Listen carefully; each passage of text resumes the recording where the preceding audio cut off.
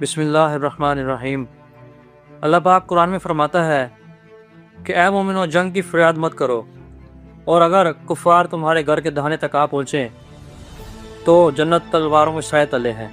जी, आपने बड़ी अच्छी बात से हमारी पॉडकास्ट का आगाज़ किया। अच्छा उमर भाई, आजकल ना ये बड़ा सवाल चल रहा है कि आखिर अमेरिका और इसराइल ने जी जी ईरान पर हमला किया क्यों?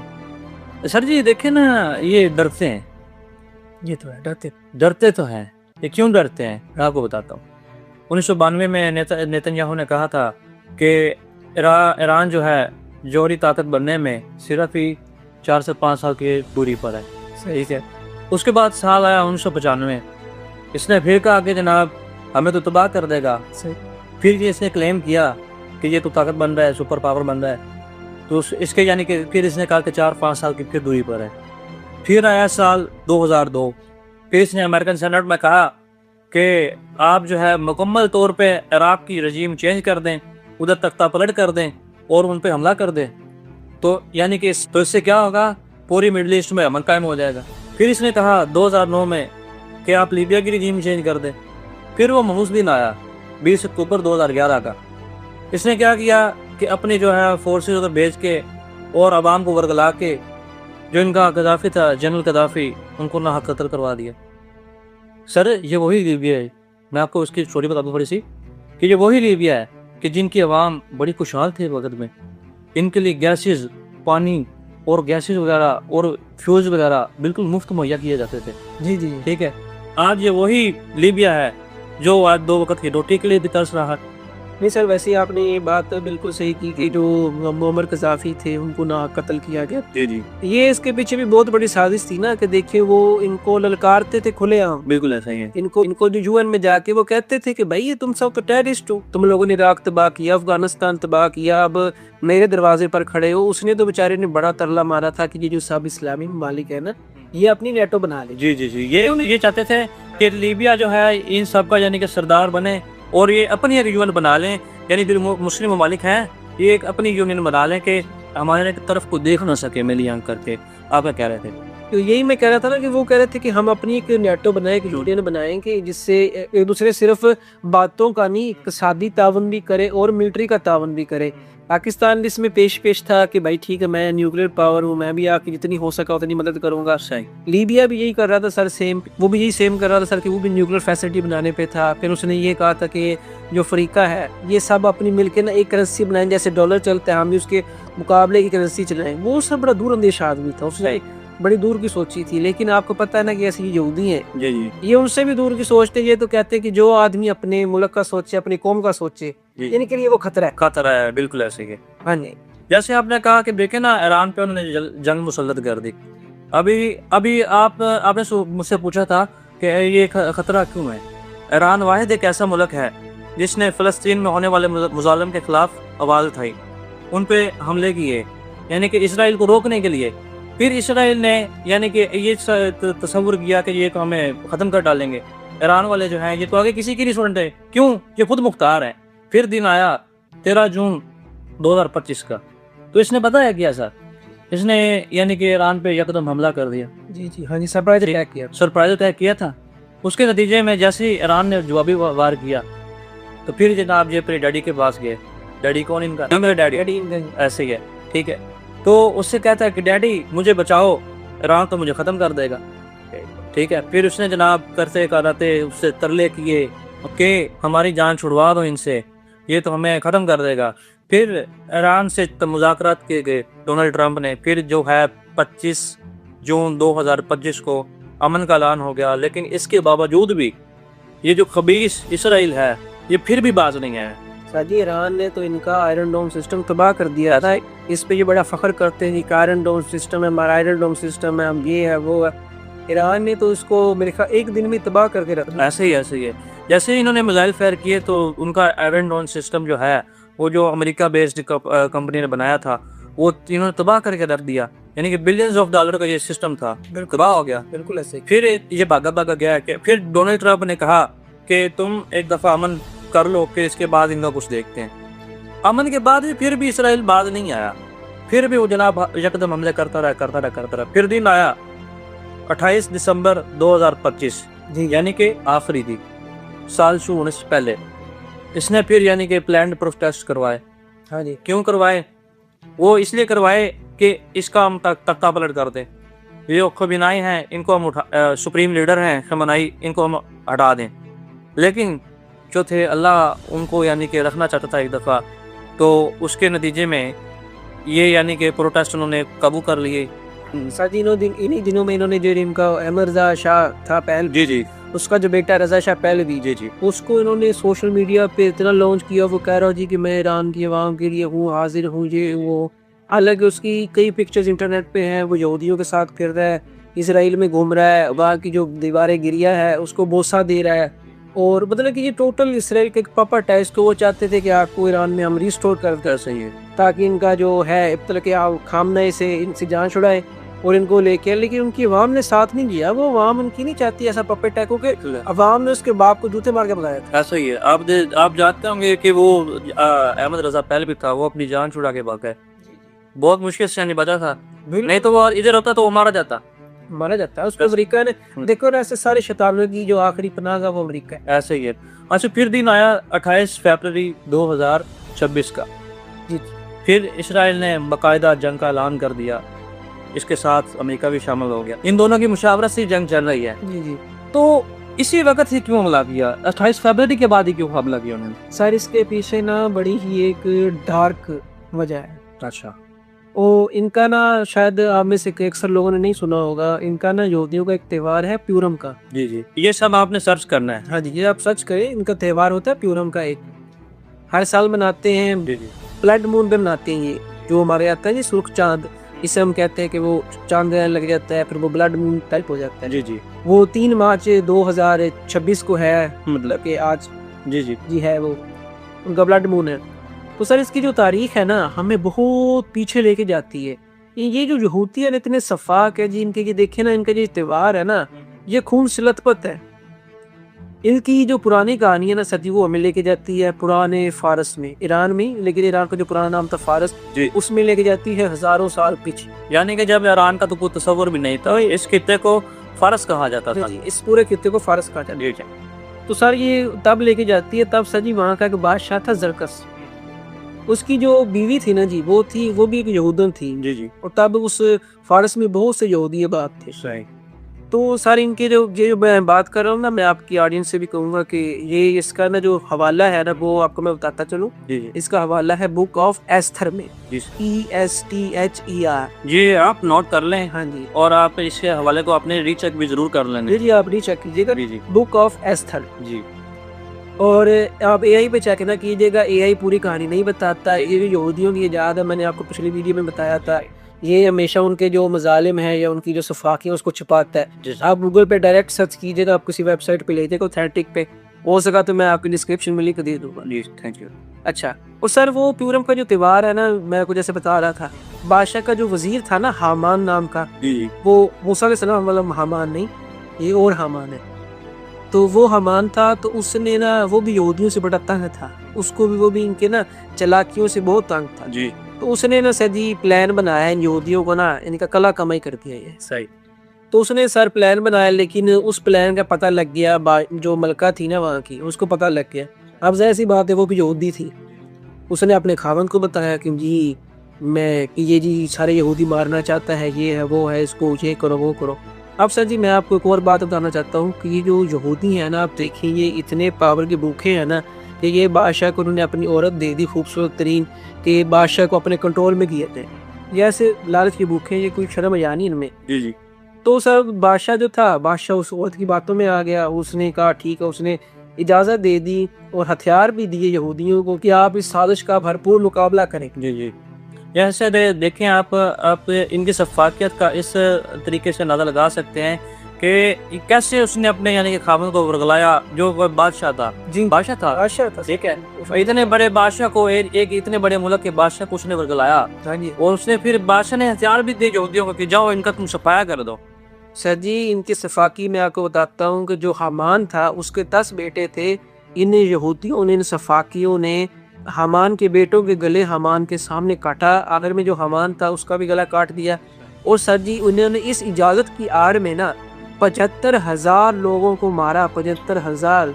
अब मुझे बताएंगे जो साजिश कर रहा था हमान, चलो हमान को मार दिया, चलो हमान की समझ आ जाती तो साजिश कर रहा था, बंदा बदला ले लिया, उसको जी मार दिया। उसके बेटों को मारना नहीं बनता था। अब उसके बेटों को मारने के अलावा इन्होंने अब हथियार मिल गए ना इनको, ये ऐसे सफाक और ना बड़े पत्थर दिल लोग हैं। जी जी बिल्कुल। इन्होंने हथियार उठाए और 75,000 फारसी जो लोग थे ना उस वक़्त के, उनका नाम और निशान मिटा दिया, उनका माल जब्त कर लिया, उनको लूट लिया, उनकी ज़मीनों पर कब्जा कर लिया, उनकी औरतें हथियार ली। ऐसे ये कोई सफाक थे, इन्होंने बच्चे भी नहीं छोड़े। अच्छा, और तब सर जी फिर मज़े की बात आपको मैं ये बताना चाहता हूँ कि इन्होंने इसके बाद ऐसा किया कि अब देखें ना 75,000 लोग को मारने के बाद तौबा ताइब नहीं हुए, उसको अपना एक त्यौहार बना लिया, अब उस त्यौहार पे हर ब्लड मून पे खुशी मनाते हैं। जी जी। अब जब उन्होंने बच्चे मारे थे ना, वो तब 75,000 लोग मारे थे जब इन्होंने, तो इत्फाक से तब ब्लड मून था।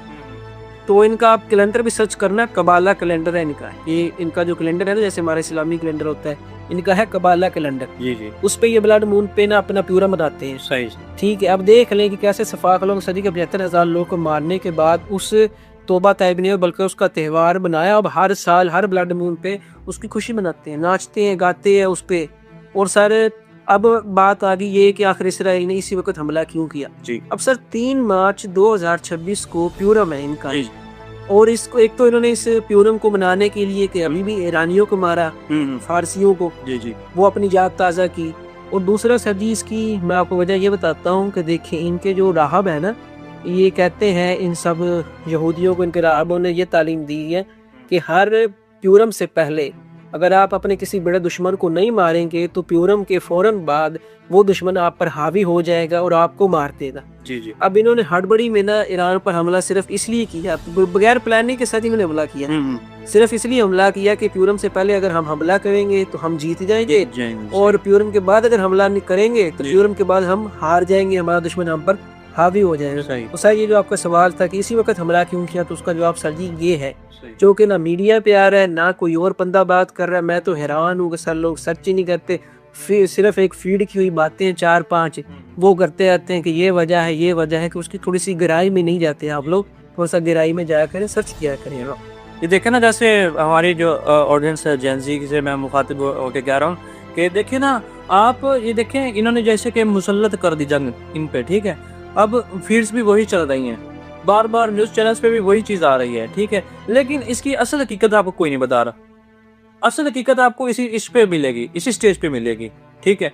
असल हकीकत है, आप जानने के लिए हमारे साथ जुड़े रहें। अरे सर जी आपने जैसे बताया, आपको एक और पता, जी जी, चल मैं आपकी बात काट रहा हूँ। जी जी। अब देखिए ना कि जेंजी से बात कर रहे हैं, हम ही जेंजी हैं। जी जी ठीक है। और दूसरी बात है कि जेंसी हर बात जानना चाहती है, हर बात जानना चाहती है, उसकी सच्चाई परखना चाहती है। बिल्कुल। अब देखें ना कि जब हम छोटे थे, जब लीबिया की हम बात कर रहे थे, जब हम छोटे थे हमें नहीं पता था कि ये क्या हो रहा है।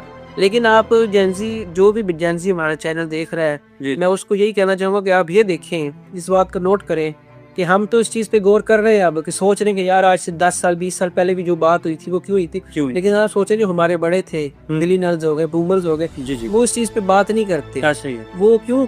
वो बेचारे टीवी के दौर में बड़े हुए, उनको लगता है कि जो टीवी पे जो बात आ रही, न्यूज़ में आ रही है, वो सच। आपने देखा होगा जैसे आपके वालिद हैं या आपके बड़े भाई जो भी, वो टीवी देखते रहते हैं, न्यूज़ देखते रहते हैं। अच्छा, जैसे हमको, जैसे मैं से इसकी बात को दूसरी करता हूँ, जैसे उनको बताया जाता है ना, फिर वो वैसे ही पीछे से लग जाते हैं। हाँ जी। फिर वो क्या कहते हैं कि दूसरों को भी बताते हैं। हाँ जी। ठीक है। अगर मैं आपको बताऊंगा, यानी कि मैं मिलियनर हूँ, ठीक है, तो मैं आपको बताऊंगा, मैं अच्छा उस बात को बढ़ा चढ़ा के बताऊंगा जी। वो फिर बात बन जाती है अफवाह, उसमें बन जाती है मिलावट के फिर बावजूद वो, यानी कि ऐसे है ना, आगे बढ़ती जाती गलत अफवाहें हवा लेती रहती हैं। तो असल चीज का है जो पता नहीं लगता, वो कि इसके पीछे मकसद क्या है, वो दब जाती है। हाँ, स्पेशली जो बूमर्स है ना, जी जी, वो ऐसा करते हैं, उनको वो सुनी सुनाई बात पे ना वो यकीन कर लेते। भोले लोग थे बेचारे, जी जी, वो यकीन कर लेते। लेकिन आपने यकीन नहीं करना, आप हर चीज की सर्च किया करें, हर चीज की तय में जाया करें, उसको देखा करें।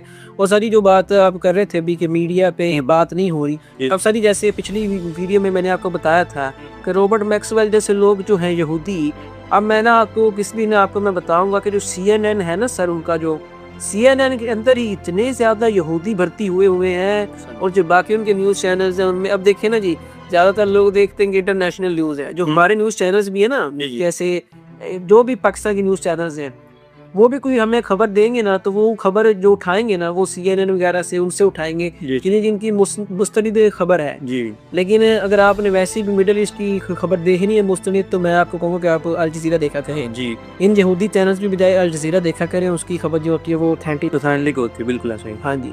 अच्छा सर, एक और सवाल उठ रहा है आजकल, क्या है ये जो जंग है इसमें नुकसान किसका और फ़ायदा किसका?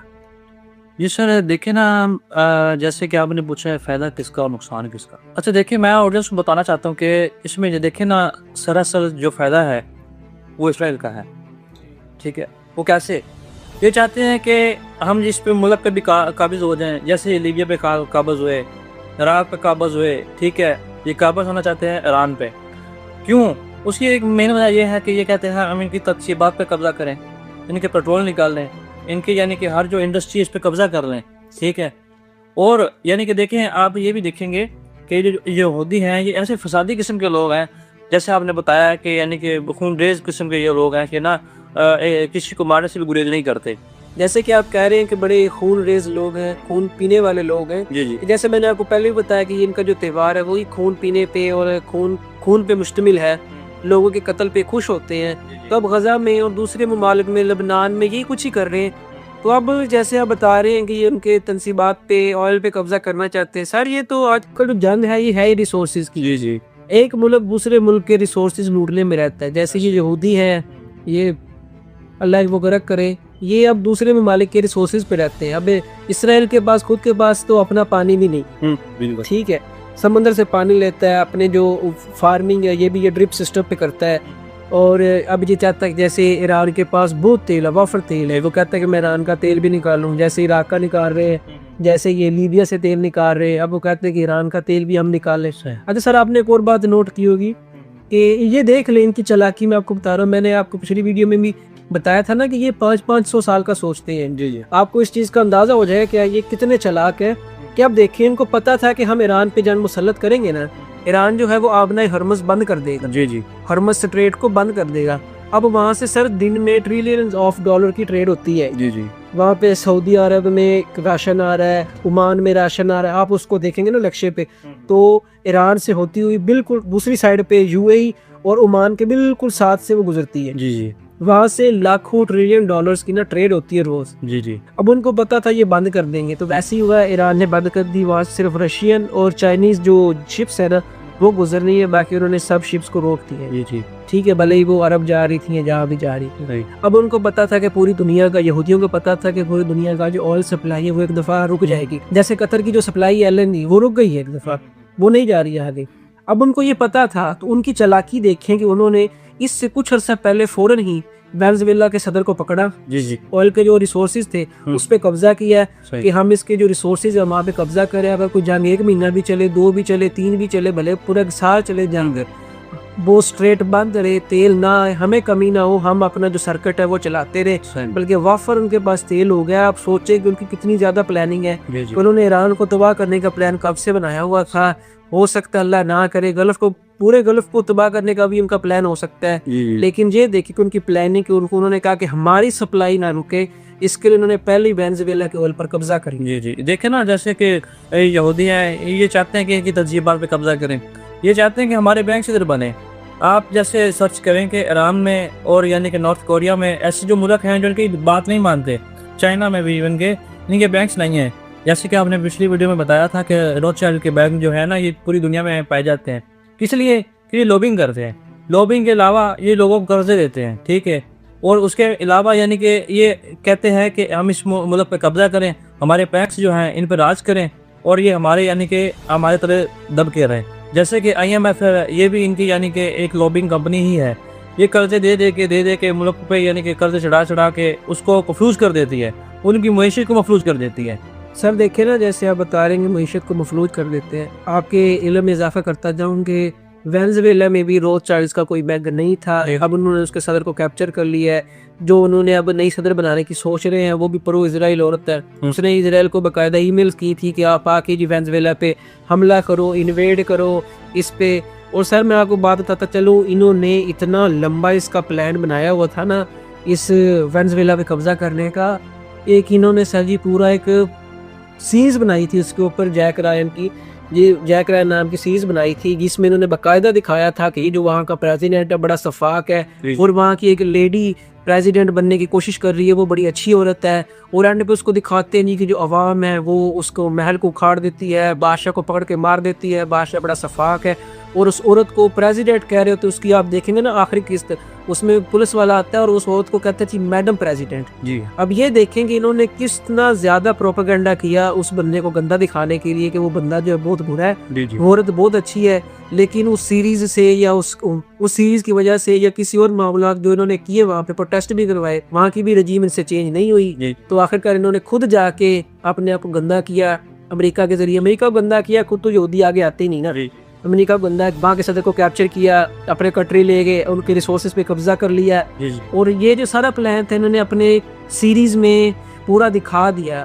मैंने जैसे आपको बताया था ना, ये टीवी सीरीज और मूवीज में ना अपने प्लान्स थोड़े थोड़े ना दिखाते रहते हैं, जैसे कहते हैं ना मशहूरी कराते रहते हैं। लेकिन वो हम लोग कहते हैं यार ये मूवी है, ये सीजन है, ये बहुत अच्छा है। सही ऐसा रियल में थोड़ी हो सकता है, ऐसा भी सिर्फ एक सीजन है मूवी है, लेकिन ये अपने दारों को ऐसा दिखाएंगे ना बंदा कि यार ये हीरो है। बिल्कुल ऐसे ही।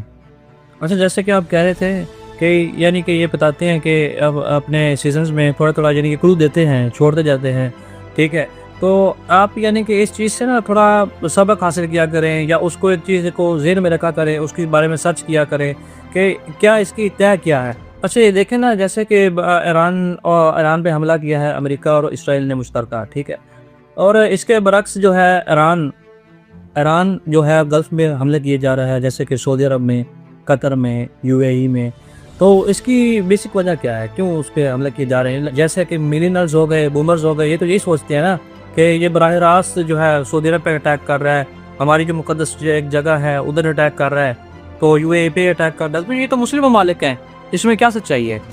सर सच्चाई इसमें ये है, मैं आपको बताता हूँ, ये सवाल आपके नहीं कई लोगों के जहन में आ रहा है कि आखिर हमला तो ईरान अमेरिका ने किया, इसराइल ने किया। सर ये जो लोग कहते हैं कि ईरान वापस जो मिसाइल है वो सऊदी अरब, कतर, बहरीन और यूएई पे क्यों गिरा रहा है, तो सर ये सवाल बहुत से लोगों के जहन में आ रहा है, पढ़े लिखे लोग भी इस सवाल पे कंफ्यूज हैं। तो मैं आपको बताता चलूँ, ईरान इन ममालिक पे हमला नहीं कर रहा। ये सिर्फ जो है ना बात की इसराइल ने जो हमला किया था ईरान पे, इससे पहले सर ईरान ने ना इन सब गल्फ कंट्रीज को कहा था कि आपने ना अपनी जो ज़मीन है मेरे खिलाफ इस्तेमाल नहीं होने दी, मेरे खिलाफ इस्तेमाल नहीं होने देनी जी।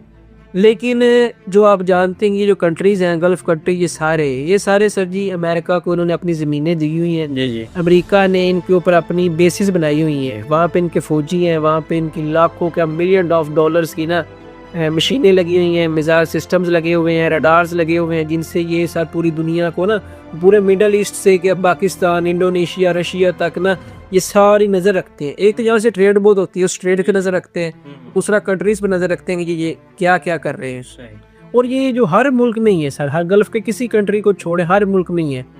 तो सर ये जो ईरान ने मिसाइल गिराए हैं ना सर, वापस हमला किया, इन्होंने इनकी सिटीज़ पर हमला नहीं किया जी। इन्होंने सिर्फ जो इनकी अमेरिकन बेसिस थी ना, क्यों इसराइल ने या अमेरिका ने जब ईरान पर हमला किया ना जी, तो इन्हीं बेसिस से हमला किया है जी।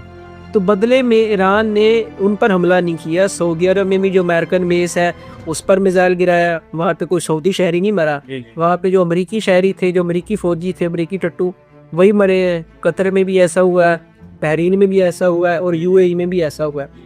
और सर लेकिन कुछ और बातें भी आ रही हैं, जैसे आपने सुना होगा कि आज सऊदी अरब में जो अमेरिकन एम्बेसी है उसको आग लग गई और अरामको में भी मिसाइल गिरा था, अरामको की रिफाइनरी में।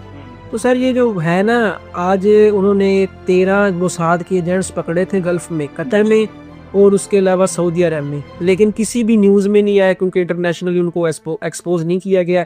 उनको उनकी अथॉरिटीज़ ने जैसे पकड़ा वैसे ही उन्होंने देखा कि ये मोसाद के हैं, तो जाहिर सी बात है वो चुप कर गए, उन्होंने वापस इसराइल उनको भेज दिया, लेकिन उनको भगा दिया, लेकिन उनका जो नाम नहीं बाहर आने दिया जी। देखें ना, जैसे कि ये जंग कर रहे हैं ईरान के साथ, लेकिन आपस में देखें ना ये अंदर से लॉबिंग भी कर रहे हैं। जैसे कि आपने बताया कि अमेरिका की एम्बेसी को आग लगा दी, उधर बम धमाका किया, जो भी किया ठीक है, लेकिन फिर भी देखें ना उसमें से लॉबिंग कर रहे हैं कि शक किसकी तरफ जाए कि ईरान ही इस पे बम मार रहा है, ठीक है, ईरान को ही गंदा करने की कोशिश कर रहे हैं। आपने जैसे बताया कि कोई मासूम शहरी नहीं मरा, कोई यानी कि किसी का नुकसान नहीं हुआ कुछ खास, ठीक है। तो उनकी यानी कि एम्बेसी वगैरह पे हमले किए, वो भी उन्होंने खुद ही यहूदी की जो एजेंट्स हैं जिसे मुसाद के नाम से जानते हैं, उन्होंने हमले करवाए। तो यानी कि गंदा किस ऊपर निकुश कर रहे हैं, ईरान को, क्योंकि शक किस पे जाए, ईरान पे। साजी जाहिर सी बात है ना कि अब देखें, अब जब अमेरिका की एम्बेसी को आग लगेगी सऊदी अरब में, तो ईरान पे शक क्यों नहीं जाएगा? ईरान पे शक तब जाएगा ही ना कि आखिर ईरान दुश्मन है अमेरिका का, इसराइल का। तो जब अमेरिका की एम्बेसी को आग लगेगी तो आपको यही कहेगा ना जी कि ईरान ने लगाई है, जो कि ईरान पे हमला किया था इसलिए लगाई। फिर अरामको में अगर लगाते हैं, वो अब अरामको पे धमाका किया जो उनकी ऑयल रिफाइनरी है सऊदी अरब में, जी जी। तो उस पर भी यही आएगा, इल्ज़ाम ईरान पे ही आएगा कि ईरान ने इधर मिसाइल गिराया। लेकिन ये सब मुसाद कर रहा है। ईरान ने जो मिसाइल गिराए हैं सारे सिविलियन आबादी से दूर, उन अमेरिकन बेसिस के ऊपर बम गिराए हैं। उन्होंने सिर्फ जो अंग्रेज हैं या यहूदी हैं उनको मारा है। उन्होंने अपने मिसाइल गिराए हैं, जो सारे अपने मिसाइल गिराए हैं इसराइल के अंदर हाइफा शहर में गिराए हैं। उसके अलावा तेल अवीव में बम गिराए हैं। उन्होंने सिविलियन जो है मुस्लिम कंट्रीज को उन्होंने किसी को नहीं मारा। अब देखें ना पाकिस्तान उनके कितना करीब है, बिल्कुल से देखें ना, ये तो चलो एक समुंदर के पार है, पाकिस्तान के साथ बॉर्डर लगता है। अगर इन्होंने ऐसी शहरी मारने होते तो आज तक अभी तारीख उठा के देख लें आप, जब से पाकिस्तान बना है, आप मुझे बता दें कि ईरान का एक मिसाइल भी पाकिस्तान की तरफ आया हो। नहीं नहीं, बिल्कुल नहीं आया। अच्छा, इसलिए कहते हैं कि ना आंखें खुली रखें, अपने कान खुले रखें, इसके बारे में सर्च करें जी। वैसे रूमर्स पे आप यकीन ना करें। अच्छा भाई, ये कि आप ये बताएं कि ये अफगानिस्तान और पाकिस्तान की वार चल रही है, इसमें अफगानिस्तान का क्या रोल है? अफगानिस्तान में क्या रोल प्ले कर रहा है?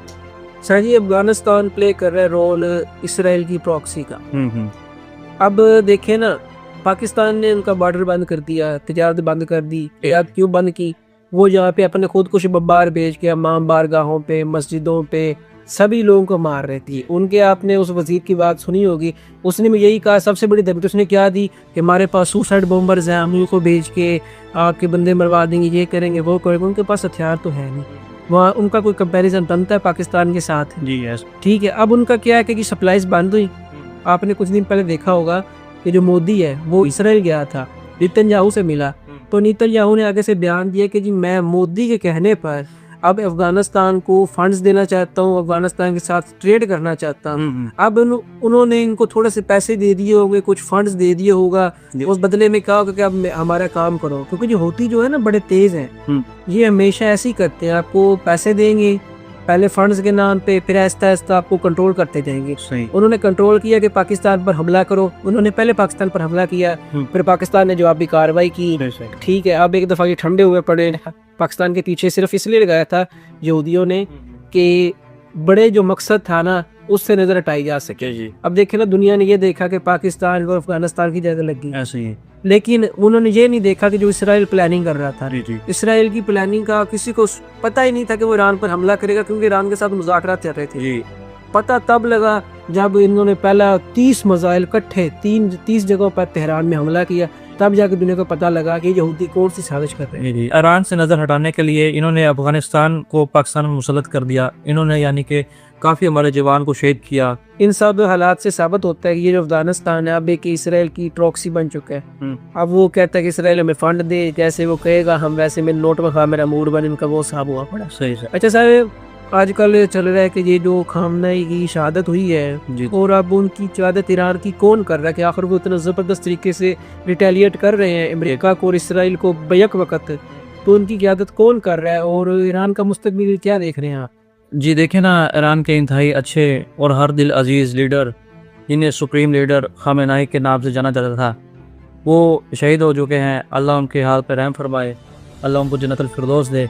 इनकी शहादत के बाद कहा जा रहा है कि इनके बेटे जो हैं मुज्तबा खामेनेई, वो क़यादत संभालेंगे, आने वाले सुप्रीम लीडर बनेंगे। जैसे देखें कि इनकी जो है ईरान फोर्सेस की क़यादत अली लावादानी साहब कर रहे हैं। जी, अल्लाह इनको इस्तिकामत दे। ईरान का मुस्तकबिल इंशाल्लाह आने वाला अच्छा ही होगा। जैसे कि आप देख रहे हैं कि खबरें भी सुन रहे होंगे, अमेरिका और इसराइल इस जंग से भाग रहे हैं।